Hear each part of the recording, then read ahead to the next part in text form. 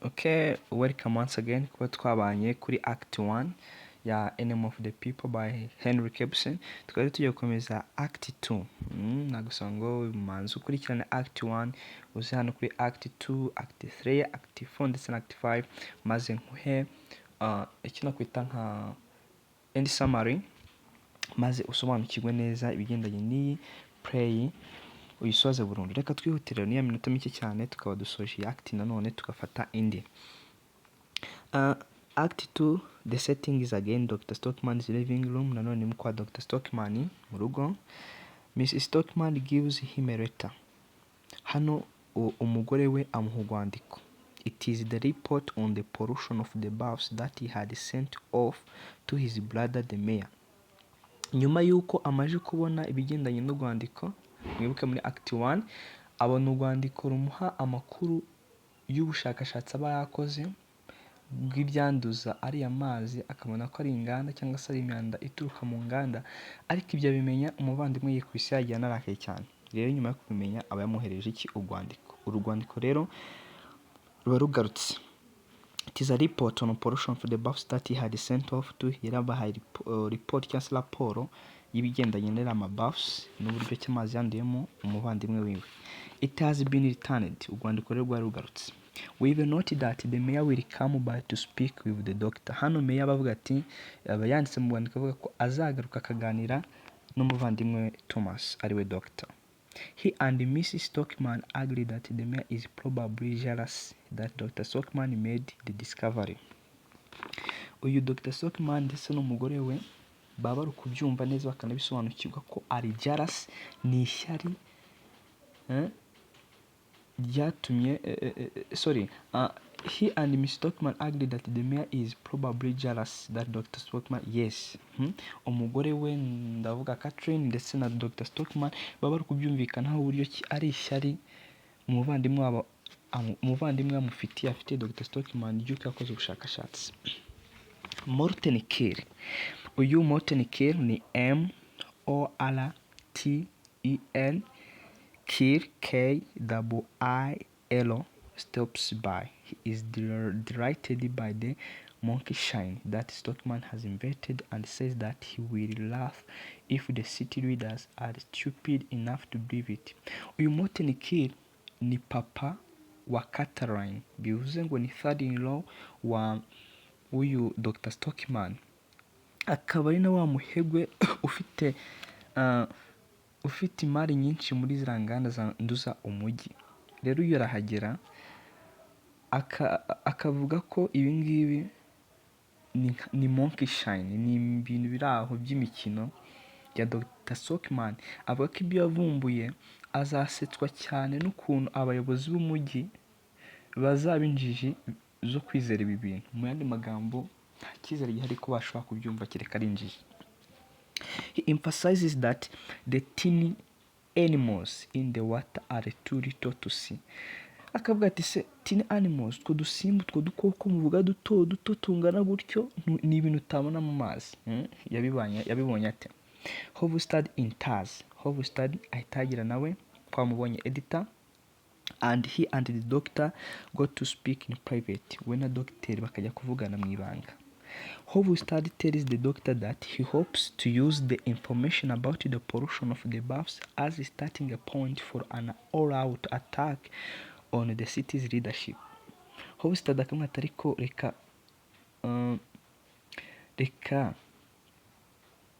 reka doctor that he hopes to use. Hovstad tells the doctor that Hovstad akaba ati ngiye ndumva nakoresha aya makuru agendanye na pollution cyangwa se no kwandura kwa nura muyoboro w'amazi, hatangira burya kwataka gushora iki gitero cyangwa se gusenya ubuyobozi bw'umujyi.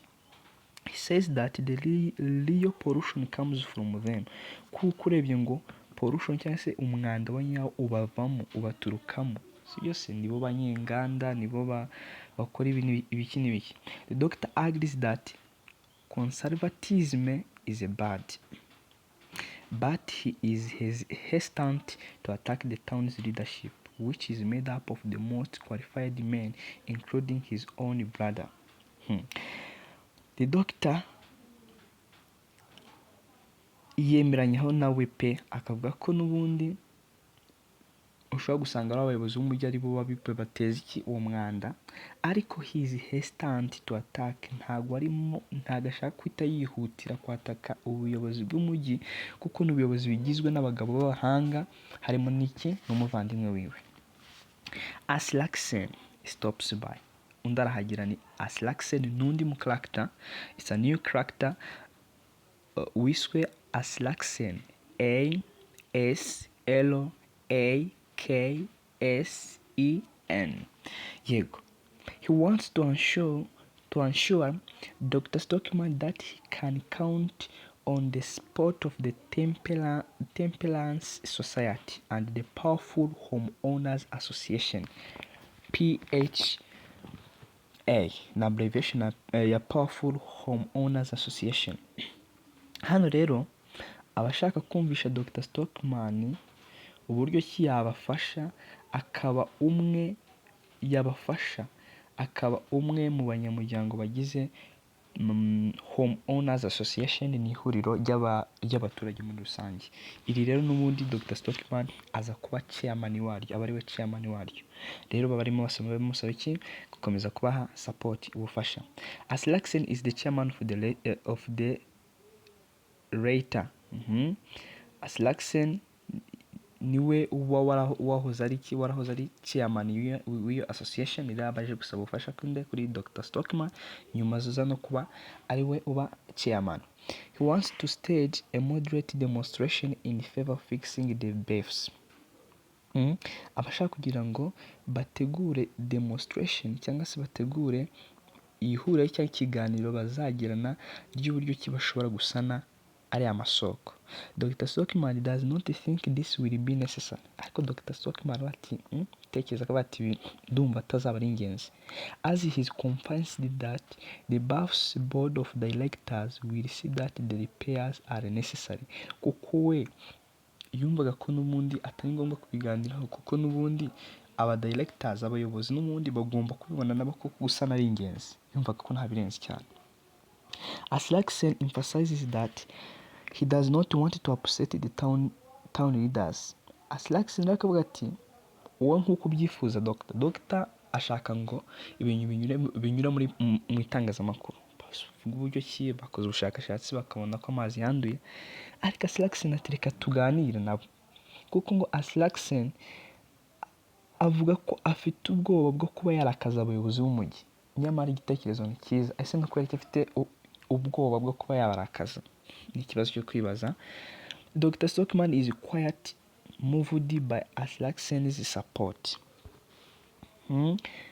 Dr. Stockman nyine akumva ko nyine koko ubufasha bugize bukenewe. Ubufasha nta bundi baje kumusaba no kugira ngo bategure icyo kiganiro. After Aslaksen leaves, nyuma y'akagiye Hofstad calls him cowardly if decent man. Niko nyuma y'uko agiye rero Hofstad aramuhamagara. Dr. Stockman is confused, but he tells Hofstad that if the mayor refuses to make a change to the water system as unthinkable as this seems to the doctor,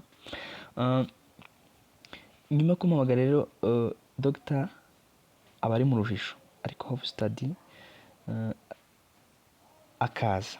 Yamara kuza mayor akamubwira ati rero Hofstad Dr. akamubwira ati meya nakomeza niyanga guhindura systeme y'aya mazi nkuko ntarimo bitekerezaho neza, bizagendeka gute, niki kizakorwa? Nta kindi, ugomba kuhita ugira ute uprinting. Hofstad printed doctor's entire report in the paper, ugomba kuhita uprintinga amakuru yose, article yanjye ukayandika. Nicyo Dr. yisabiye nde Hofstad. The editor leaves. Editor agenda and Dr. Stockman goes to talk with his family. Dr. Stockman akajya kuvugana n'umuryango wiwe. He tells them he is very proud to have the solid majority behind him. Dr. akavuga ati rero ndi proud, ndi fierté yuko ngewe nyuzwe nuko mfite rubanda nyamwinshi nyuma yanjye, kuko yari afite igitekerezo kizima, abanyamakuru bakumushyigikira. Gusa tuzareba mu nyuma uburyo ki abo yita solid majority biwe baba sinzi na twabyita liquid majority, agira hagasigana umubare muke yewe na bamwe mu bo yizeraga bakamugambanira. The mayor arrives. Mayor arahagera. Bari barimo bamuganiraho ariko arahigereye. He is upset that the doctor conducted the investigation without telling him. Mayor yarakaye cyane ngo ababajwe n'ukuntu umuvandimwe yakoze investigation, ubushakashatsi nta kumubwira. He is concerned that the report exaggerates the situation. Akanakomeza avuga ko ngo raporo ngo irimo ikabya ibintu. He says that the cost to make the suggested repairs would be very expensive and take 2 years. Meya akavuga ngo uku gusana igiciro cyabyo ubwabyo bizatwara amafaranga menshi ahenze. Ikindi ngo bizafata imyaka 2. Icyo kintu arimo avuga. He says that he is not convinced that there is a real problem. Akavuga ko we ngo ntago yumvishwa uburyo ki hari ikibazo gikomeye. He goes on to describe how losing the baths would be catastrophe to the town's economy. Meya agashaka kumvisha ukuntu ngo kubura baths nyine zirimo zisanwa muri iyo myaka 2 bishobora kuba catastrophe, nk'icyorezo ku bukungu bw'umujyi. We arukwita ku bukungu ariko nyamara arukwirengagiza ubuzima. He says that the board might be willing to make some change in few years. Yakavuga ngo board cyangwa se abanjyanama n'amaki bazabyigaho wenda bazakore impinduka mu myaka izaza mike izaza. Dr. Stockman is outraged. Dr. Stockman biramurakaza. Throughout his speech he makes amazing interjections. He says that he will not submit to the fraud that the mayor is suggesting. Mayor we rero mu ijambo ryiwe nani Dr. Stockman mu ijambo ryiwe yafashe yaravuze ati I will not submit to the fraud nkuko abivuze. He will not submit to the fraud that the mayor is suggesting. Ntabwo azatangaza ibintu by'ibinyoma nkuko mayor arimo abisaba. The mayor insisted that nothing about the pollution must reach the public. Mayor we arimo avuga ko nta kintu kirenze cy'aya mazi yo kuba yanduye bishobora kugira ingaruka ku baturage. But the doctor tells him that People's Herald will support him and print a story about it. Rero Dr. Stockman muri speech we nawe aramubwira ati People's Herald ikinyamakuru ngiye kizamfasha printing inkuru nta bindi. The mayor responds by talking about what helpful brother he has been getting the doctor's job, and he goes on to say that he hoped to gain control of the doctor by employing him. The responsible mayor aramusubiza amubwira ati avuga ukuntu yamubereye umuvandimwe mwiza akamushakira akazi. Burya mayor niwe washakira akazi nde umuvandimwe wiwe. And he goes on to say that he hoped to gain control of the doctor by employing him. Rero akanavuga ko burya yamushakiye akazi ni nawe ugomba nyine no kumugira ute, bandi magambo agomba no kumenya icyo akora niwe wamushakiye akazi. Now the doctor will lose his job if he doesn't not cooperate. Bivuze ngo rero mayor ntadakorana nande n'umuvandimwe wiwe azabura akazi. That's first.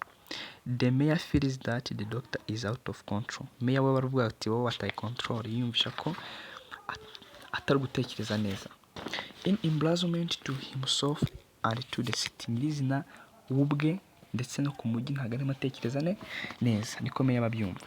The brothers rehash their argument over who is responsible for the baths. Abavandimwe batangira guterana amagambo bavuga ati ko sumundi ninde ushinzwe baths. Dr. Stockman reminds his brother that if his original plan has been flawed, there would be no problem. Ati kunibuke neza ko iyo muba mwarakurikije ibyo nababwiye umupango wanjye wa mbere ibibazo byose niba byarabaye. The mayor insisted that the doctor merely cannot submit to authority. Mayor agakomeza avuga ati icyo nshaka ibyo bintu wibibwira rubanda ntago bikenewe. He demands that the doctor conduct further studies. Agakomeza asaba doctor komeza ukora ubushakashatsi bwimbitse and make public announcement that his findings were false. Ngo narangiza gukora ubushakashatsi bwimbitse atanga itangazo rimenyesha rubanda ko umva ikintu amusabaga his findings were false, ko ibyo yavugaga byose by'ubushakashatsi yari ibinyoma atari byo. He asserts that when acting as an employee, the doctor has no individual rights.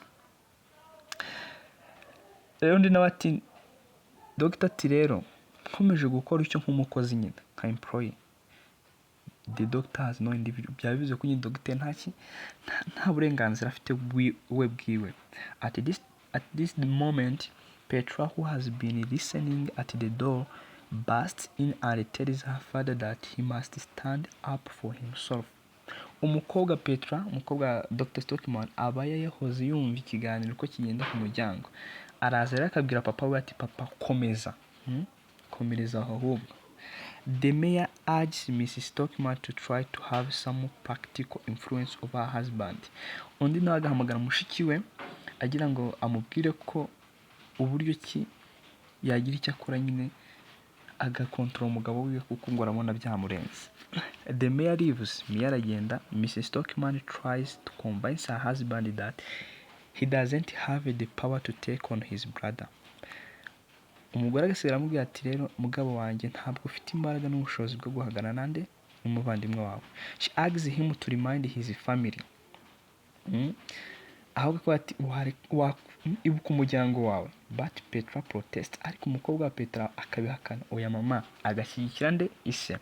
Dr Stockman explains that he will never be happy if he bows to the mayor's demands. Dr Stockman akaba ati ntabwo nzigira nishima mu buzima bwanjye ninunamira nkaca bugufi ku byo mayor asaba.